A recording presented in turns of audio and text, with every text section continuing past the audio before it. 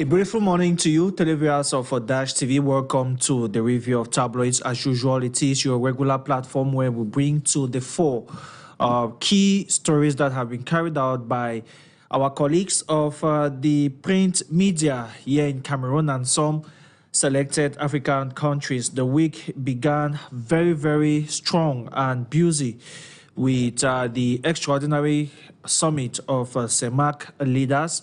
That has come with lots of resolutions for the leaders of the Central African Economic and Monetary Community, CEMAC, who now know what to do in a bid to circumvent the challenges posed in the economic and financial sectors of their respective countries. Also, Paul Atanganji has called the governors to prepare for end-of-year festivities. The governors have been tasked to ensure security as well as observe the strict implementation of projects in the country. The case between Barrister Alice Komboche of Redak and the Ivory SDO continues to generate lots of attention. Another administrative summons issued to her today. We are yet to know whether she would answer at the SDO's office this morning or not, and what repercussions that could have, as this will be almost like the third convocation summoned to her. Not leaving out President Paul Biya, who was awarded by the Confederation of African Football for the development of sports. And festivities, of course, Christmas, which is just a few days away, coming at a time when Cameroonians are finding it very difficult to get their hands into their pockets and prepare adequately. We shall be looking at these stories and more, not leaving out Nigeria, where Tinubu has presented the budget for 2025. We'll look at priority areas of that also. Time good enough, we introduce our regular man on the set. Henry Kejan, good morning. Good morning, Peter. Good morning to our televiewers. We thank them for their commitment as we are equally drawing closer to the year, at the end of the year. So we hope that we'll be able to make it with them throughout the year 2024. The week started indeed very, very strong and busy. It was busy, yes, busy everywhere, busy in Yaoundé as well as in Douala and other parts of the country. Busy where we saw the leaders of the Central African Economic and Monetary Community, CEMAC, meeting in Yaoundé at the presidency on the invitation of President Paul Biya for their extraordinary session, in which they take the pulse of the economic pulse of the Central African sub-region. So they came out at about 20 points or 21 points final communique in order to be able to strengthen economy, to boost, to rejuvenate the economy of the Central African sub-region. It was a busy week too, like you said, at the level of the Confederation of African Football, which I think we are going to talk about that in Marrakesh, where Nigeria's marksman, in fact, Nigeria's keeper, Ademola Lookman was crowned the African Footballer of the Year exceptional. That was good. And which, for the first time, we are hearing that head of state was awarded an honorary, was given an honorary award for his participation in sports. Well, I think that was great. And you see, that equally opens an opportunity for other actors in that domain to make sure they measure up, because it's not easy. It's a competitive world too. Of course. Without wasting much time, we'll begin our strategic tour of the African continent. We shall kickstart in Central Africa, Cameroon, after the break.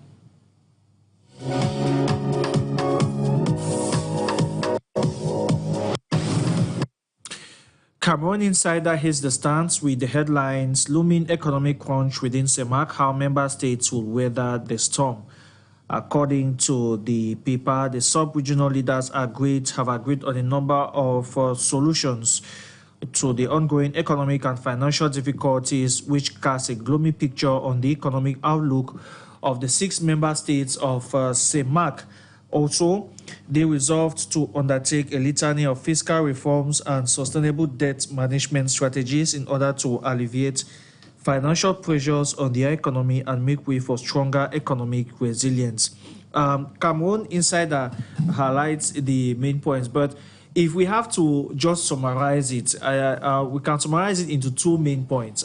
First, I think prudent borrowing and what senior journalist Ashwini will call that we should avoid financial rascality. Financial rascality, or delinquency. Yeah. Financial delinquency. Yeah, financial delinquency.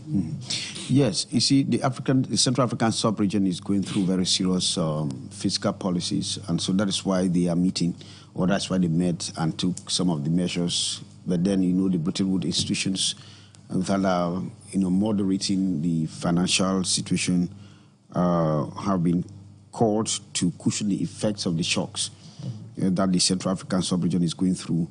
100 billion in terms of what they have to inject, in terms of financing revenue, oil revenue is a major problem. All of these countries are facing a lot of problems. But now we have to understand that, like we said last time, the economies are mostly consumables. Yeah, they are not productive. And most of these economies are not, how do I put it? They're not diversified. Yes. You see, so apart from Cameroon, that is actually up there in terms of its diversified economy, the other countries are not really moving on well. So, but the issue is the fiscal policies of the country, of these countries, of the sub-region that needs to be addressed. Yeah, because there's a drastic shortage of exchange reserves.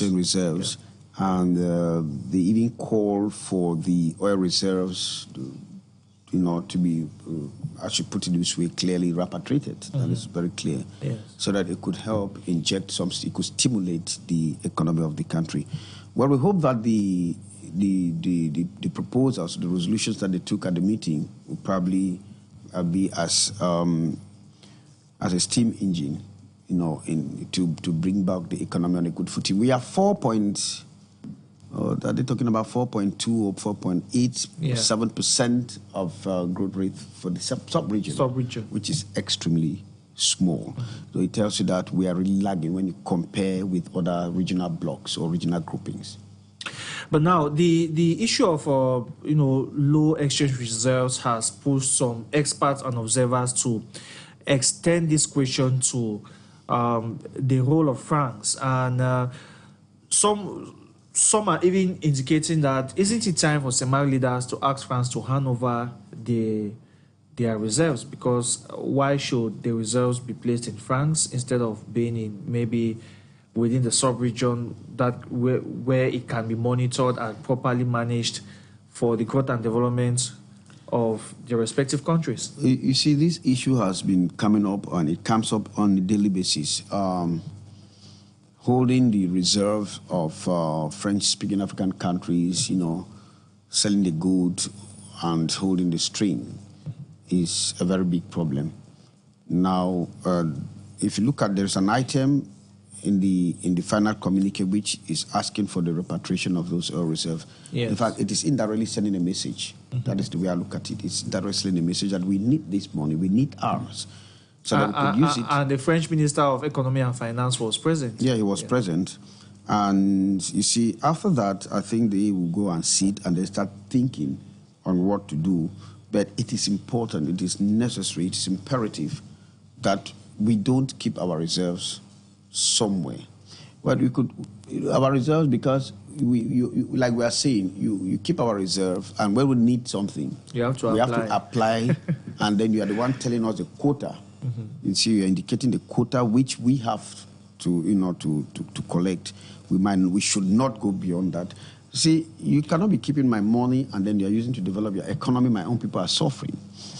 That is very clear. Our financiers, our financial engineers, they all know that, and they have come up with proposals on how this can be circumvented. So I think it is important. Now they are telling us that we are pegged to, because we were formerly pegged to the French francs. Yeah, now we are pegged to the euro. Then France is the guarantor. You see, so it's a whole engineering. Neo-colonial gymnastics. Engineering. But one thing is clear: the Central African sub-region is facing a lot of problems, and these problems need to be addressed. We were driving back home with a friend, and we were passing through the China market, that is the Chinatown. Yes. Chinatown, as we call it. And you see the number of containers that were uploading, the goods that are coming in. And then we said, okay, look at, without necessarily advertising any of these supermarkets or hypermarkets, you know them. You will see Carrefour, you will see Domino, you will see this, you will see that, you will see Peter Market, Kejang Market, this and that. But all these things, you will not find any good that is made in Cameroon. That is the problem. You will not find any good that is made in Cameroon. You go there, you will not find any grain of rice that is coming from Cameroon. You see, so we are just we're a shop. Yeah. Put it this way: we are a shop where things are produced and then they come and display, because we don't produce. And then we finally started talking about the whole slogan of industrialization, because every time we talk about industrialization, we're asking ourselves how many industries are coming up. And now there's another slogan of one municipality, one industry. One industry. Industry on what? What industry? You see, we keep talking about industrialization. It just beat my imagination. I don't know what type of industrialization we are talking about. We have a lot of problems when it comes to energy. Even as we speak, the small industries are existing.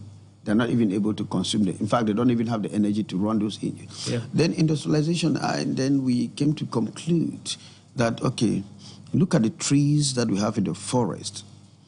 Look at the timber, and then look at the fact that we import toothpick.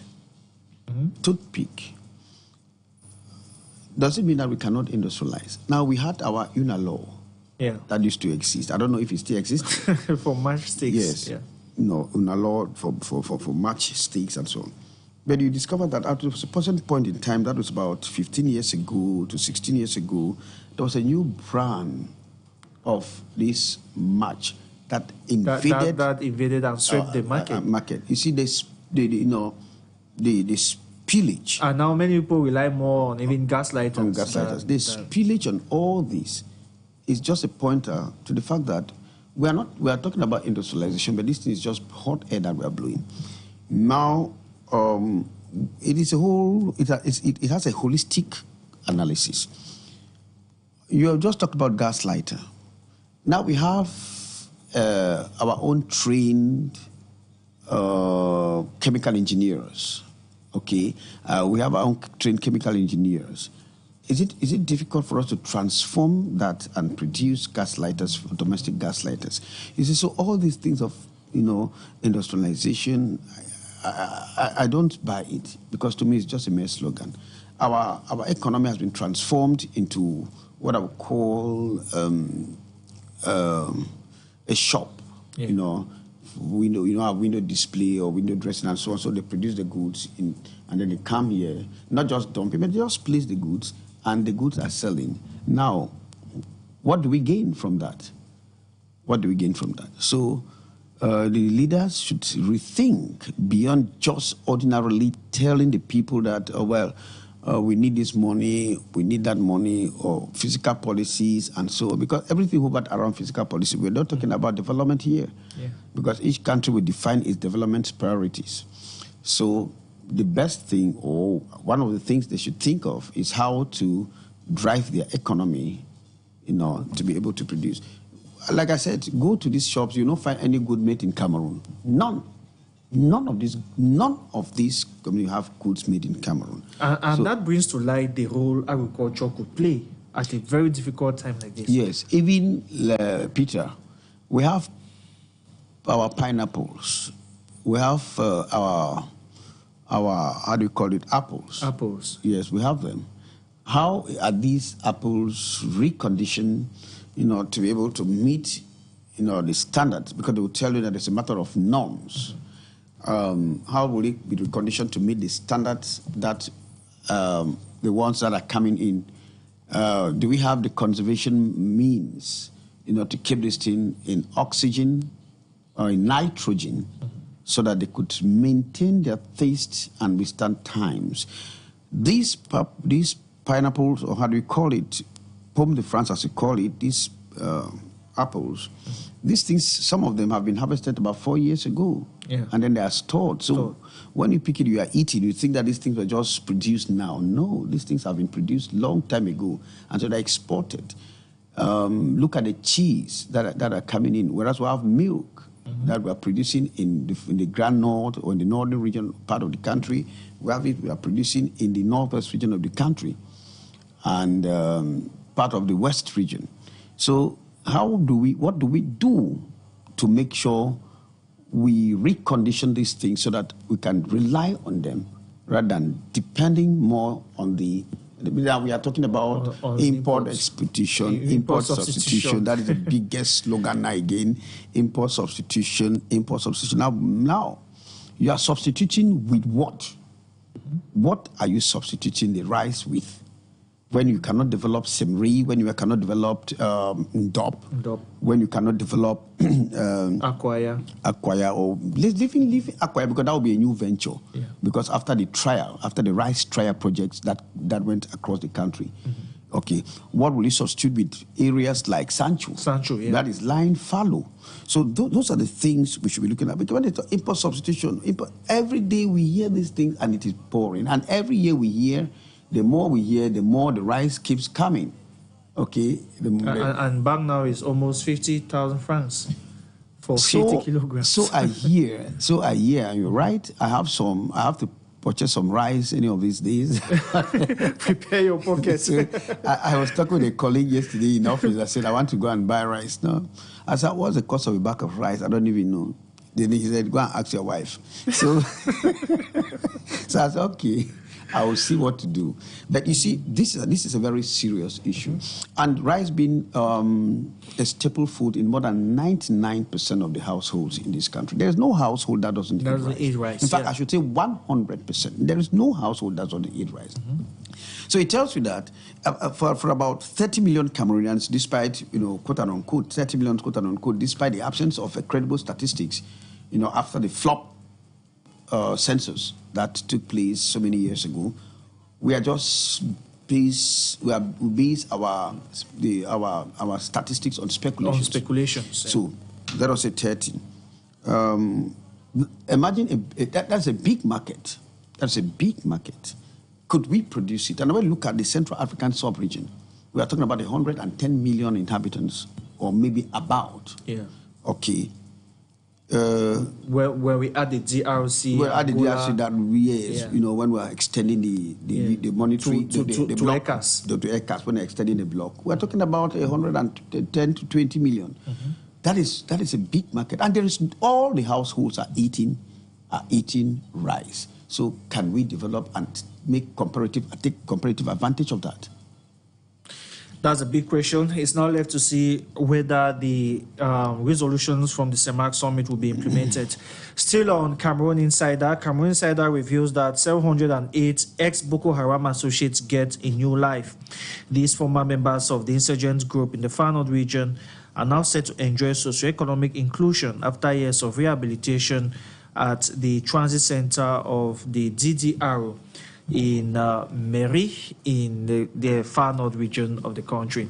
And still talking about the story, this particular event was chaired by the National Coordinator for the Disarmament, Demobilization and Reintegration Commission in Cameroon, who is no other than Fayego Francis, who has encouraged the ex-fighters not to return to Boko Haram, but to use the resources given to them to maintain their stay within the mainstream.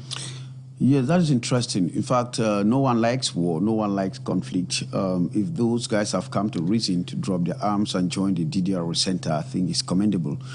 But now, whilst they are there, you remember what happened during there was an uprising in Buea at the DDR center when some said they were not well taken care of, issues of hunger and so on and so forth. And I don't know the training that they are giving them inside those areas, because they need to be communicating. I think the DDR center or the head of that center needs to communicate so that people should know. It's not like I think that's one problem which many people have said, that the center does not communicate, whereas communication is very key. It's an important tool. They need to communicate so that those that are outside could see the good in joining that center, because it's a rehabilitation center. Okay, so that they could now, after the rehabilitation, they could insert them into the society so that they could continue now with normal life. Everything hovers around forgiveness, which is human error, after human errors are committed. So if they should communicate, and they do know that Peter, who is in the DDR center, who had nothing to do even before joining the Boko Haram or the separatist movement, is already wasking strong, is doing something better, is out of the drug and so on and so forth, we could understand. Now, some of these children went out, joined those movements. Some had nothing to do. Others had something to do, and then they abandoned what they were doing to join that movement. Now, yes, you probably train them or you rehabilitate them. Will you be able to provide the resources for them, to be inserted back in the society? Well, I think there is still a lot more to be done in that direction. But however, that is a commendable effort, create those centers. Even though initially it's considered like a modern prison, but I think it should not be so. It should be beyond just keeping them. At the end of the day, do they have recreational facilities? Where, it's not like just sitting there, you are sleeping. At the end of the day, they should be able to, some can be trained, some can be they should create. Some should even go to school. What is that? Full-fledged school. Full-fledged schools. It's not like a vocational training. It's not like it can be accompanied with vocational training. But she looked like a full mainstream. Remember, we did a report on one young man who was at the Newberry Central Prison. When he went and wrote his examinations, he wrote his GCE. That's one who wrote his baccalaureate. He's now in the university. There's a lady also who wrote in Buea this year and passed. You see. And now she's now into nursing school. That is interesting. And you see, from there, now you can forget the past and concentrate in the future. All right, we look at Le Quotidien Economy. Le Quotidien Economy looks at the unpaid bills, the unpaid electricity bills by public companies in Cameroon. And the paper highlights that the state has partially taken over the debt of some public companies who have not yet paid their annual bills. I think this is one of the issues which most people are lambasting about, whereas these public companies, they have budgets which they defend, the money is given to them, but yet they can't fulfill the payment of their bills. And now the state has to come in again to partially take over them. So at the end of the day, what is their use? You see, one very disturbing issue about public structures is the fact that people are prone to waste. They just waste. You cannot imagine you leave an office at the close of the day, you leave the air conditioning system. The air condition is on. The lighting is on. The water is running. You see, because sometimes electricity, all the lights. Now, but we decide because it is government property. People just decide to waste. There was a problem at the University of Douala where I think they had a problem too with electricity. They have not been paying bills. And something happened. But you see, once the reporters do their job, it becomes problematic as if they are against the administration of the university or the administration of that of any institution. No, I don't look at it that way. I think we should be conscious of the fact that we should be able to control. But why would government companies not pay their bills? That should be the question. There's no two way about it. They should let them pay their bills. If you pay, that is why. And this issue of free food is very common. Free food, free electricity. Free food is a bad thing because it will give you free electricity, free water, free fuel, and so on and so forth. So it becomes you become immune to that free gift and irresponsible. You see, they should learn to pay their bills. But now in their administration, in their organization, they should look at someone who is responsible for the control of those apparatus, the air conditioning system, the lighting system, the water system, etc. If we could control from the gate, you don't expect the security agent to come. No, there is somebody responsible for such things. Yeah. But now, in your office, you should start by switching off. Why don't you leave your office open, locked, or rather open when you are leaving? If you cannot leave your office open, then you should equally be able to think of switching off the lights and turning off the AC. The AC. Yeah. Why don't you leave the TV open, running? So I think it's a matter of civility. It's a matter of civility, but to some extent, it's a matter of wickedness. And it also brings the issue of cutting down on public spending, because this is what will increase spending by the government. Now the state the state has taken upon itself to partially come in, and that means that money that is an error. That's a management error. Yeah. Those who are responsible to pay for, they should pay for. What is this? Why is it sort of the state going in? The state want to cushion the effect of this waste that you people committed. It should be until people are sanctioned for that. You see, they will not take steps. Why is it that in your house, when you are leaving, the AC is off, the lights are off, you make sure you ensure that the water system is closed everywhere. Yes. Then in your office, you go, you leave it, it keeps running. At the end of the day, you can't pay the bills. You can't pay the bills. So that is, and then you see recently, because of the advancements in technology and so on and so forth, some companies are adopting the sensory system where if you are entering, the light gets on. As you are leaving, the light automatically goes off. Yeah. We now look at Mutation newspaper. Mutation looks at churches in Cameroon and says illegal churches vers une réveil brutal. According to Mutation, after NGOs, the Minister of Territorial Administration has called on registered churches to order, and the paper is asking whether Paul Atanganji will succeed where his predecessors failed, the fight against illegal churches in Cameroon. Yes, it is a very big problem. I was leaving the newsroom this morning, and the junior colleagues were talking about that. I told them that, a law is a law, and churches are authorized. Minister Tanganji reminded Cameroonians, churches are authorized by the head of state. We are living in a secular country where administrative tolerance has spoiled a lot of things.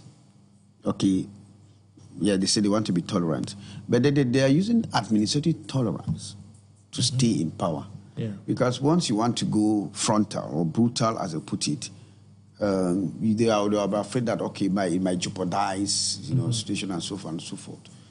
But I think people should seek authorization. You just see churches are sprouting like mushroom in all the neighborhoods. They're engulfing schools and hospitals now. Yes. They are fighting for space. They're fighting for space. You see, I witnessed a situation where one man was sent out of his house. A tenant was sent packing because a church has come to pay more. Okay. Now, the interesting paradox is that the landlord happened to live in the same compound. Yeah.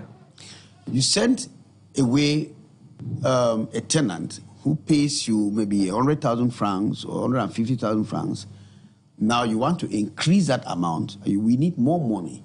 You brought in a church, and the church is paying 500,000 francs a month. Now the problem is that you cannot sleep. Yes. You see, peace is good. The landlord cannot sleep. The landlord cannot sleep. The neighbors cannot sleep. Yeah. So how do you explain all those things? But must we always cry at the top of our voices, as if, like someone said, as if God is not hearing us? You see, it is a problem. The problem is regulation. Just like the bars too have, encroached into school neighborhoods. School neighborhoods. In fact, and even hospitals. Even hospitals and even filling stations. Mm-hmm. You see, bars are in filling stations, in hospitals, in schools, just surrounding schools. It becomes problematic. And the law says, in terms of the bars, there should be about 50 meters away from, or 100 meters away from. But you see, bars are lined until we even give the name Beaucoup de Bar. Yeah. You see, Beaucoup de Bar. So it is problematic. I think Minister Tanga now they are having competition with the churches. You find a bar, there's a church, there's a bar, there's a church. In my neighborhood, I have one. There's one church in my building. Mm-hmm. Down. So I have about 5 churches just at the distance of 500 meters. Mm-hmm. I have 5 churches. This is a fact. So what do we do? Yes, but for all those churches, I know that one is authorized. Yeah. I know one which is authorized. It's a Pentecostal, but I know that it is authorized. The others, I don't know any authorization.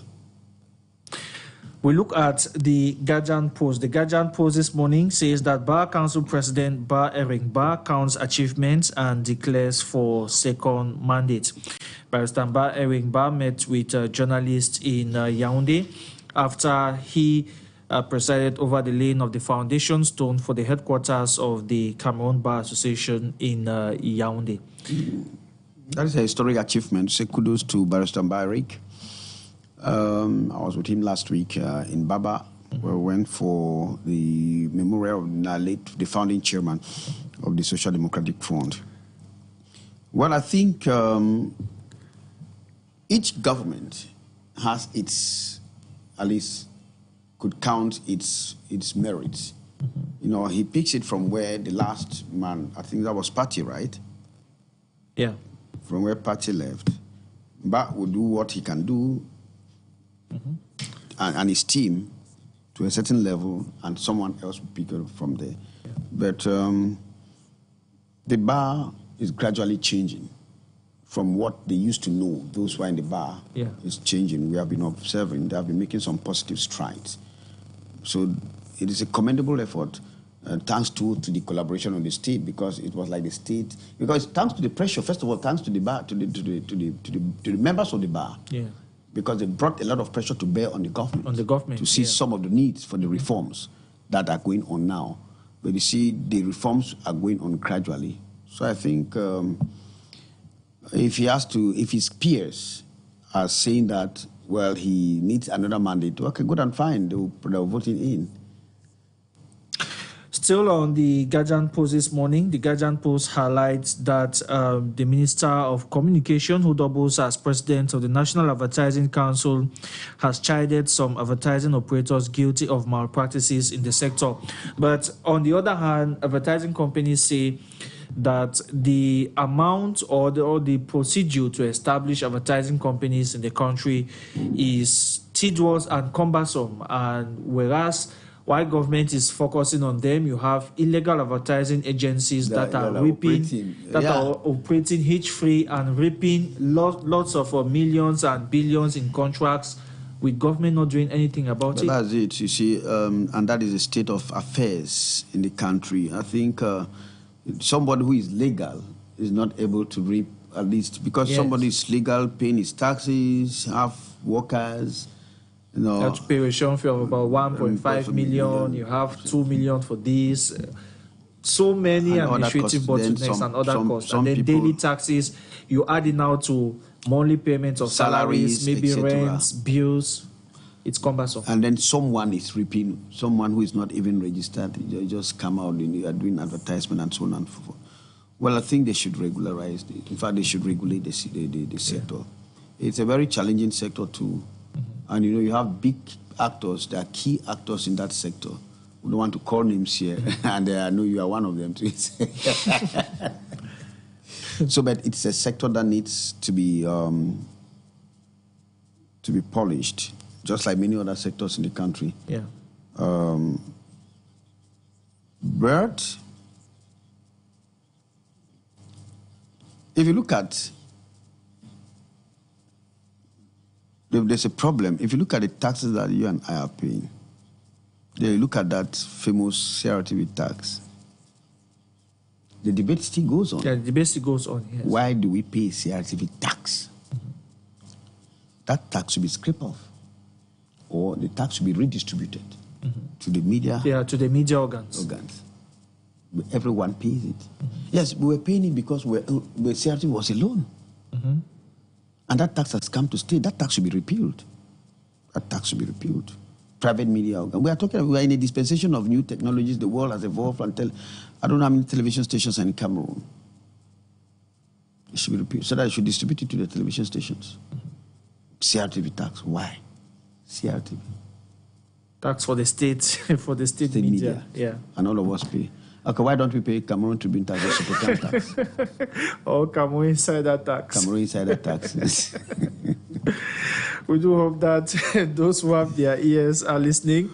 It's on this note of humor that we take a short break. When we come back, we get into Nigeria, where Tinubu has presented the state budget for 2025. We'll look at the key sectors touched by the budget. Don't go away.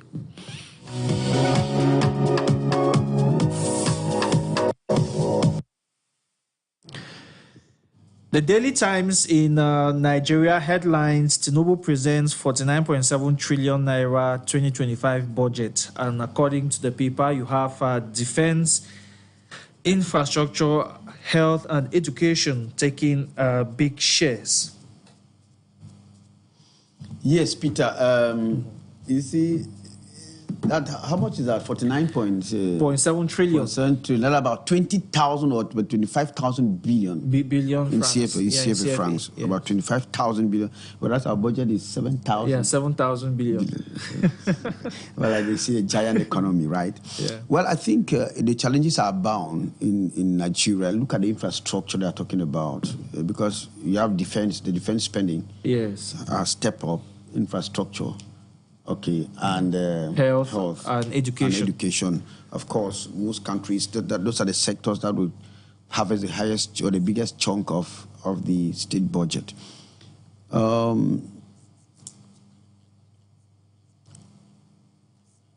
Nigeria is a key player in West Africa and in Africa.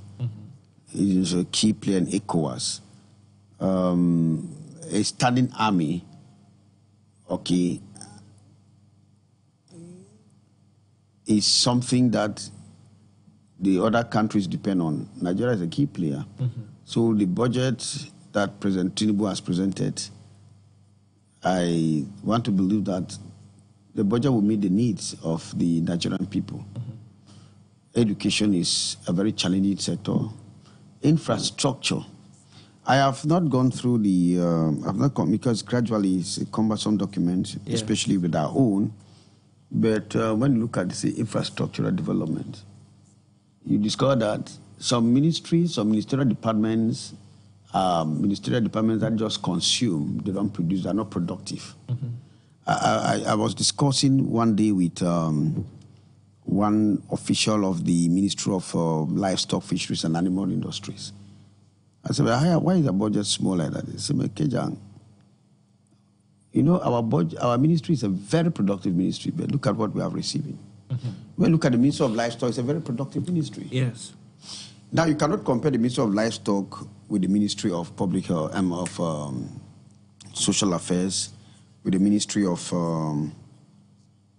Women Empowerment. And maybe Youth Affairs. But Ministry of Youth Affairs should have more. So I think President Tinubu, those areas, those are priority areas. Health is very important. Infrastructure is important, and defense spending, education. Now, even research, scientific research, because there's a lot of money that goes into research. Yeah. Tinubu has called the budget of restoration. We know that it's coming at a very tough time for Nigeria's economy within the last 2 years. And before a joint session of the National Assembly and Senate, Nigeria's president said that the 49.7 trillion naira budget is one of restoration. Yeah, he even said that he's going to ensure the effective operation of, especially when I was talking about the Nigerian military. Yes. The effective operation of the Nigerian military. Mm-hmm. Yes, because the military should be able to operate with the budget. Yes. You see, in times of conflict, the military is a core where everybody needs to be comfortable, even just like education, yes, just like public health. And remember, we're talking about how doctors are treated in some of these countries. How do you imagine a doctor who is not well treated and has, or is conducting an endoscopic surgery? Mm-hmm. All right. Can remove your intestine out of... Well, it's important. Mm-hmm. Those areas need to be... to receive the biggest chunk, just like any other area. There's no small area. However, some are priority. Yeah. Still talking about the budget in Nigeria, the 2024 budget implementation has been extended to June 2025 following some hitches that have been experienced. Amongst them, you have a low disbursement of funds to some sectors. Also, there has been the issue of security in some parts of Nigeria. And for others, you have structural bottlenecks and administrative bottlenecks that has hampered the smooth execution of the 2024 state budget. So the implementation of the 2024 budget will get right up to 2025. 2025, yes. That is of course normal. That is normal. Sometimes some of the implementation is not. It happens. You look at the percentage in terms of implementation in some of the sectors. Yeah, it's very small. It's very small. So they have to catch up. Mm-hmm. Okay. We now take a short break. We move to East Africa, Kenya.